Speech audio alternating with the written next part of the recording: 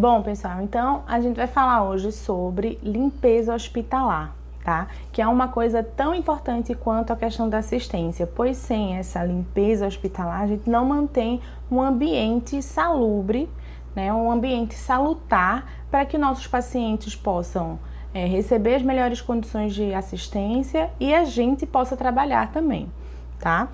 Então vamos lá. E o que compreende, né, essa higienização hospitalar? Uma vez que a gente tem ambientes, né, a gente tem as enfermarias, a gente tem os laboratórios, a gente tem a farmácia, a gente tem a central de esterilização de materiais, tá? E tudo isso tem equipamentos, tem piso, tem paredes, tem teto, tem os móveis, tudo, né, de equipamento e tudo. Então, a higienização hospitalar, ele é um processo de remoção de sujidade das superfícies inanimadas. Então, tudo ali que pode acumular algum tipo de sujidade, né, algum agente biológico, a gente tá ali tentando fazer essa limpeza, certo? Essa remoção, na verdade, a remoção da sujidade. E aí, a gente precisa classificar essas áreas hospitalares em áreas críticas, semicríticas e não críticas, até para saber que tipo de tratamento a gente vai dar para cada tipo de área, tá? Então, quais são as áreas não críticas? São todos os setores onde não há risco de transmissão de infecção e não existem pacientes. Por exemplo, o almoxarifado, né? Então, a gente não tem pacientes presentes ali, então é uma área não crítica do hospital. Quando a gente tem áreas semicríticas, são aquelas onde os pacientes se encontram internados e o risco de infecção é menor, tá? Então, vamos supor um ambulatório, né? Uma enfermaria ali que eles estão internados, mas eles não têm nenhuma doença infecto-contagiosa, uma bactéria muito resistente, então eles não têm isso aí, certo? As áreas críticas são aquelas onde há maior número de pacientes graves ou imunologicamente deprimidos, tá? Maior número de procedimentos invasivos, em consequência, maiores riscos de infecções. Então, a gente tem as áreas cirúrgicas, as áreas de isolamento, né? A UTI. Então, tudo são áreas críticas ali que a gente tem que manter essa remoção dessas sujidades um pouco mais firme, né? Um pouco não, extremamente mais firme, para que esse paciente não consiga receber aí uma infecção, né, contraia uma infecção causada por algum tipo de procedimento dentro do paciente, que são as infecções iatrogênicas, né, a iatrogenia, certo? Então, a gente já viu alguns conceitos mas a gente precisa revisar sobre isso, né, para que esse contexto fique muito claro na nossa mente. Então, a gente precisa revisar os conceitos de limpeza, desinfecção e descontaminação. Então, limpeza é a remoção de toda a sujidade de qualquer superfície ou ambiente, seja piso, parede, teto, mobiliário e equipamentos, e o processo deve ser realizado com água, detergente e ação mecânica manual, que é de esfregar, né? O esfrega ali para poder remover essa sujidade, certo? Já a desinfecção é o processo de destruição dos micro-organismos patogênicos na forma vegetativa existente ou em artigos e superfícies. A descontaminação é a remoção de material orgânico de uma superfície, né? Então, por exemplo, tem uma bancada que espirrou sangue, então eu estou descontaminando aquela bancada quando eu vou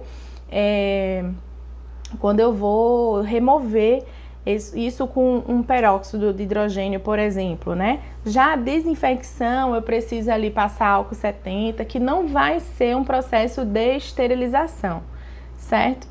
Aí, o que é importante a gente lembrar? Que a limpeza, ela vai preceder os processos de desinfecção e esterilização. Então, eu não tenho uma desinfecção bem feita ou uma esterilização bem feita se eu não tiver feito uma limpeza importante antes, né? Uma limpeza muito bem feita. Então, se eu não fizer isso, eu comprometo esses processos de desinfecção e esterilização. E a grande diferença de desinfecção e esterilização é realmente os esporos. Então, na desinfecção, eu não removo esporos e na esterilização, eu removo tudo além desses esporos, tá? Então, mediante a aplicação de solução germicida em uma superfície previamente limpa, a gente consegue fazer uma desinfecção e a descontaminação a gente faz com auxílio de uma solução desinfetante aplicada diretamente sobre o agente contaminante, como eu falei para vocês. Ok? Então, vamos lá aos tipos de higiene hospitalar.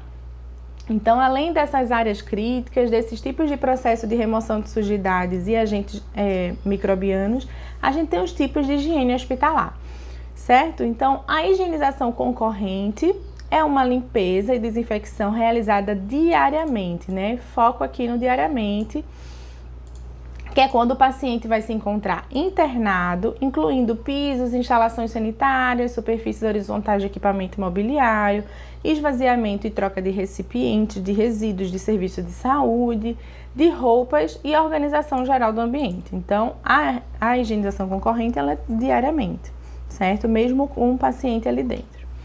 Então, trata-se da limpeza realizada diariamente de forma a manter e conservar os ambientes isentos de sujidade e risco de contaminação, tá? Nas salas cirúrgicas, a limpeza concorrente será realizada imediatamente após cada cirurgia e sempre que necessário. Então, vamos supor que uma cirurgia acabou de acontecer, então a gente vai fazer essa higienização concorrente, mesmo eu já tendo feito uma higienização concorrente no dia, tá? E também vamos supor que o paciente está lá e aí caiu alguma bolsa de sangue, algum tipo de sujidade, então a gente tem que fazer novamente essa higienização concorrente, tá? Então ela pode ser sempre que for necessário.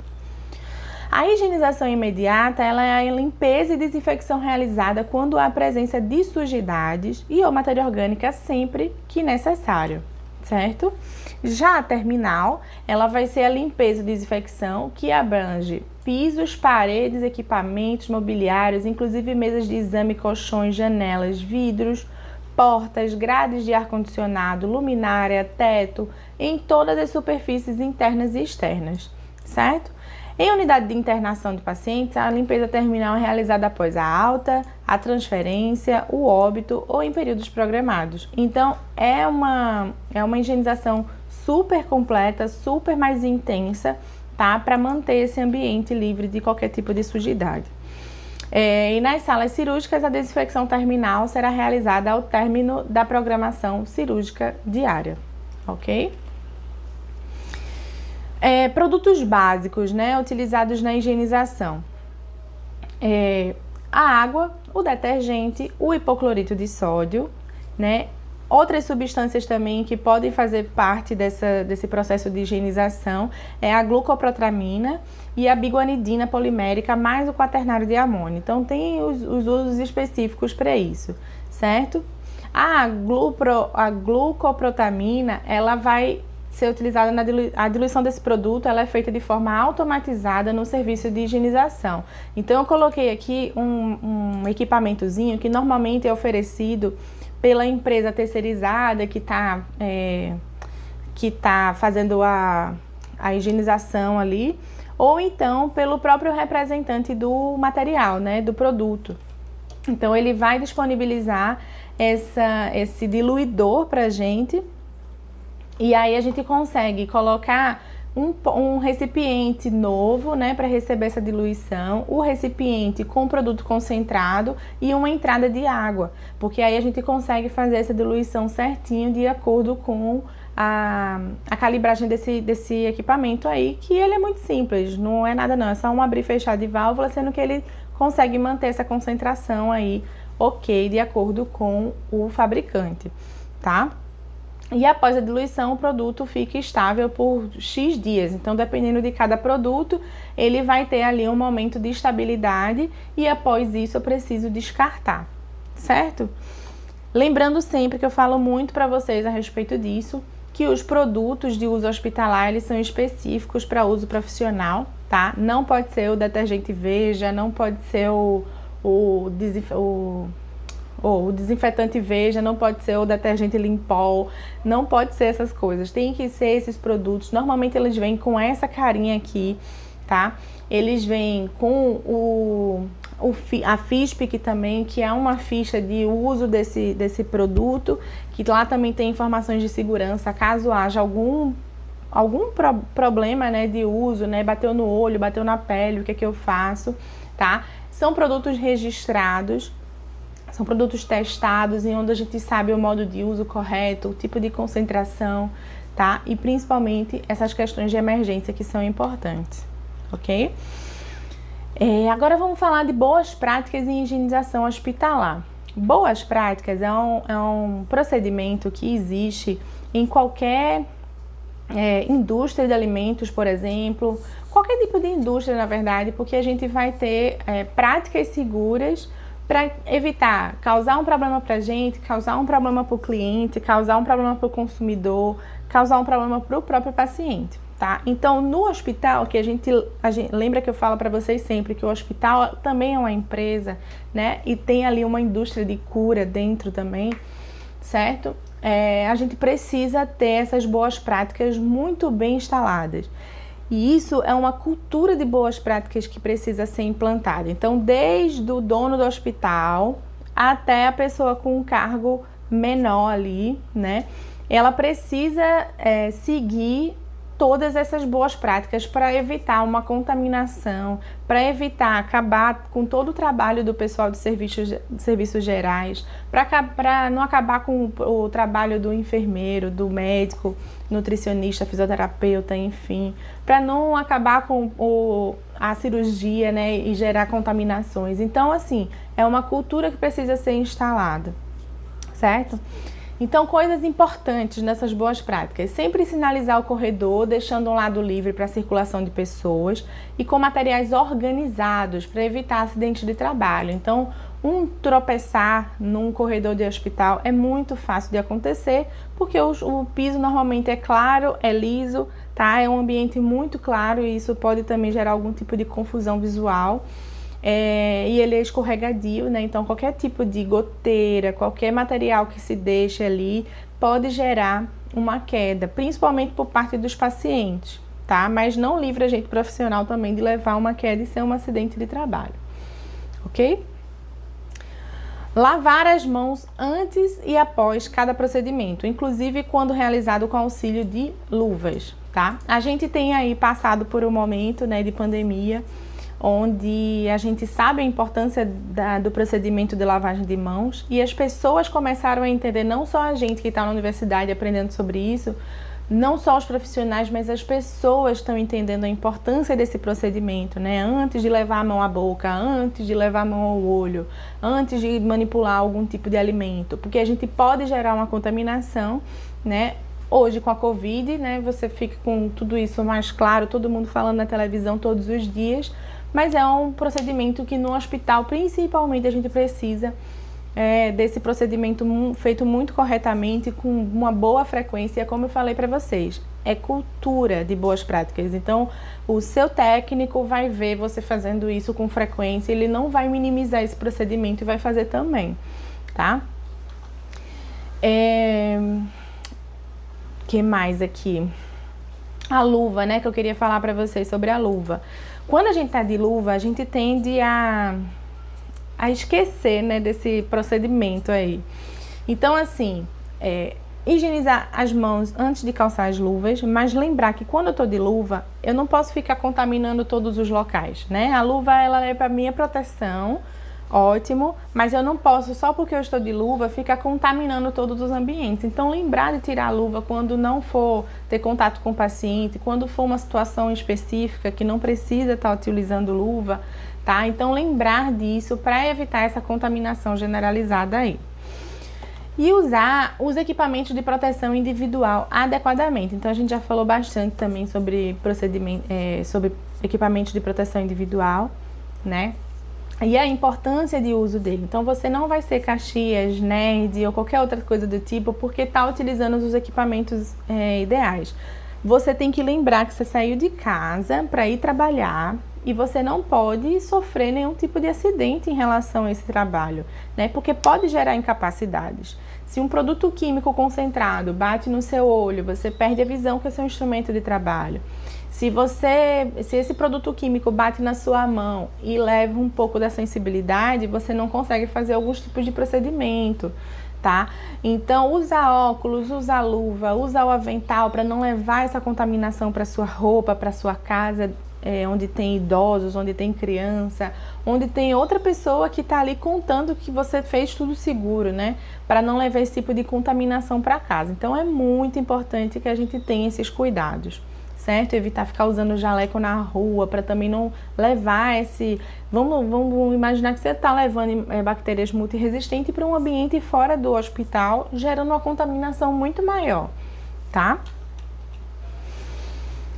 A varredura seca, né, com vassouras, ela é proibida. Então, quando a gente vai varrer para tirar o pó do piso dos hospitais, a gente não pode fazer essa varredura seca, porque eu vou estar levantando essas poeiras. Eu não sei se vocês já viram, quando bate um fecho de luz e você bate uma almofada em casa assim, começa a sair umas partículazinhas de poeira, né? Que eles ficam naquele movimento, tem um nomezinho que se chama movimento browniano.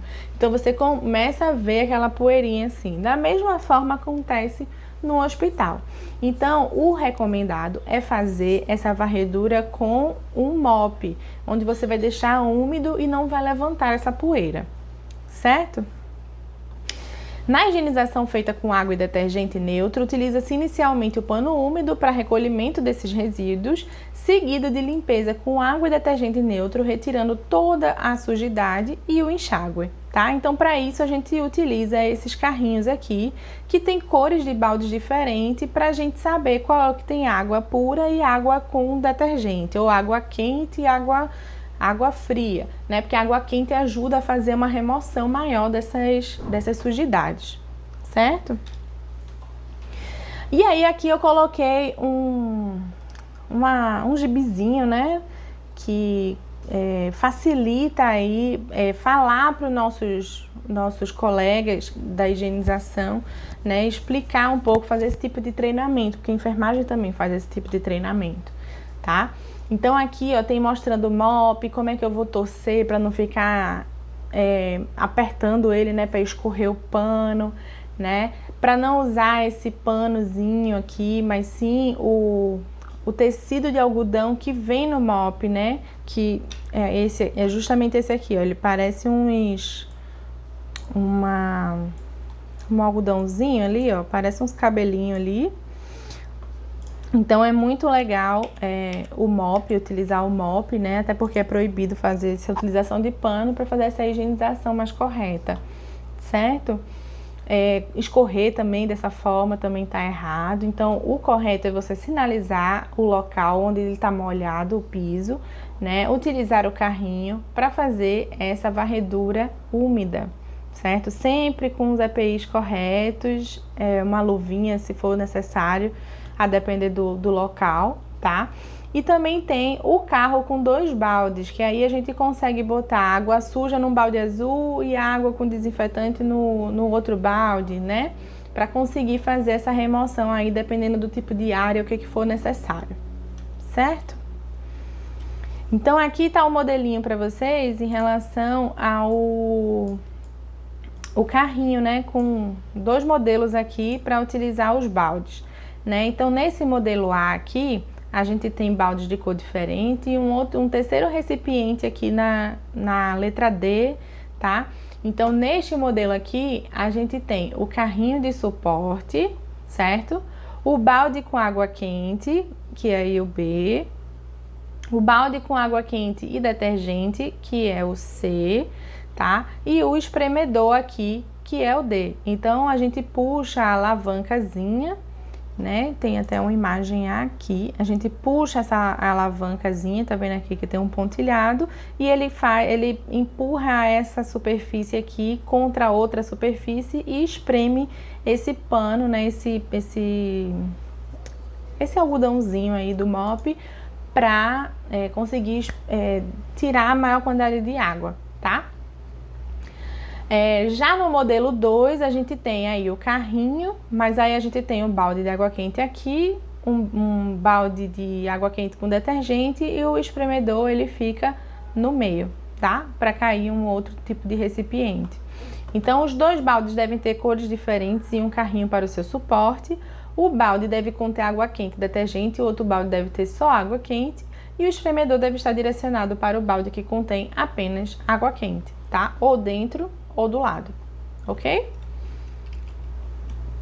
E aí também existe uma ordem de limpeza, também não é aleatório. Eu vou pegar o meu mop e vou sair chacoalhando para lá ou botando no teto ou alguma coisa do tipo. Então, é importante obedecer o sentido correto de limpeza de forma unidirecional. Sabe quando a gente aprende a desenhar que os professores falam assim, você não fica botando para cima e para o lado. Você escolhe uma direção e segue com lápis porque vai ficar mais bonito, mais uniforme. É da mesma forma aqui, tá? De uma forma mais grosseira. Mas só para vocês lembrarem desse sentido unidirecional. Então, teto, parede de cima para baixo e piso iniciando dos cantos mais distantes da porta, certo? Então, o princípio disso aqui é o seguinte, é sempre do mais limpo para o mais sujo, porque se eu fizer o contrário, eu estou levando sujeira para uma área que é não crítica, por exemplo. Imagina que eu acabei de sair da cirurgia e estou levando essa sujeira aí toda para outra parte não crítica, sabe? Então, ou então o leito do paciente com a enfermaria. Então, assim, o princípio é do mais limpo para o mais sujo. E aí tem umas outras organizações para que isso fique padronizado também, que é da esquerda para a direita, de cima para baixo, né? Porque a gente entende que o teto, por exemplo, ele é muito mais limpo, o que está mais próximo também do teto, a parede que está mais próxima do teto, ali a área da parede, está mais próxima do teto, ela está com menos sujidade do que o que está mais próximo do chão e que fica batendo outros tipos de mop, as pessoas pisando, pode acontecer vômito, né? Pode cair uma gaze com sangue na parede, com secreção, as pessoas tossem, então a altura das pessoas ali, ela é considerada mais contaminada numa parede do que a parte próxima do teto, certo?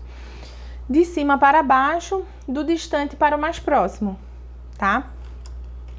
Então essas são as regrinhas. Importante, coisas importantes aí pra gente finalizar, né? Então, ao proceder à limpeza, evitar derramar água no chão. Então, usar o mop úmido ali para evitar que fique aquele derramamento de água, a não ser que seja uma coisa extremamente necessária. Você está fazendo uma abertura de um hospital, uma inauguração, então vai fazer aquela primeira limpeza importante.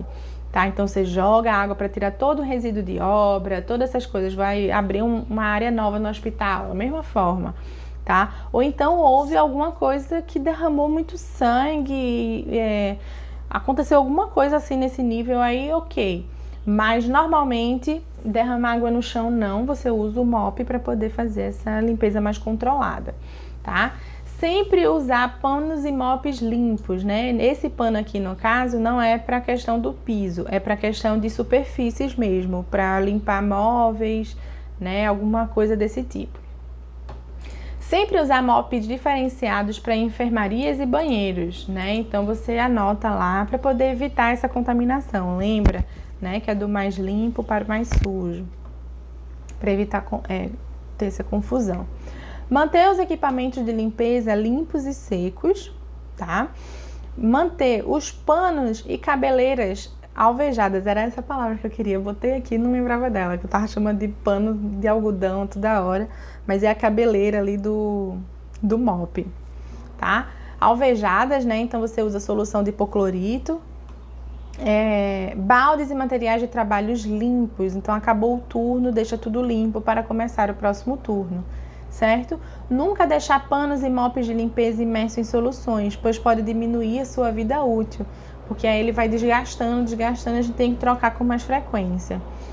Além de servir de meio de cultura para micro-organismos. Então, sabe aquela roupa que você lavou e deixou lá no tanque de molho e nunca mais você foi lá buscar, quando você volta tá aquele cheirinho maravilhoso de podre?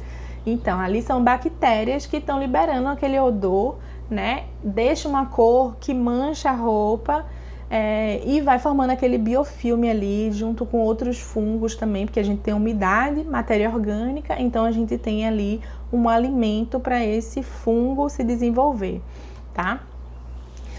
E encaminhar panos de limpeza e mops à lavanderia após cada turno de trabalho, certo? Então, tudo isso são boas práticas que levam aí a gente a ter uma organização melhor do nosso serviço, né? O que eu tenho que falar para vocês? Aqui estão as referências, tá?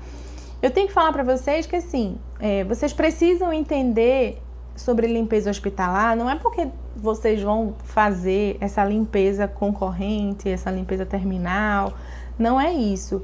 Mas vocês precisam orientar as pessoas que vão fazer. Então, somos líderes de equipe, né? E a gente precisa fazer essa orientação para manter o meio salutar, tá? Então, eu espero que vocês tenham entendido todo o processo aí em relação à limpeza hospitalar, né? São coisas que a gente já passou por elas ali na disciplina, e que é muito importante para manter esse ambiente e evitar outros comprometimentos, tá bom? Então, a gente se vê na próxima aula.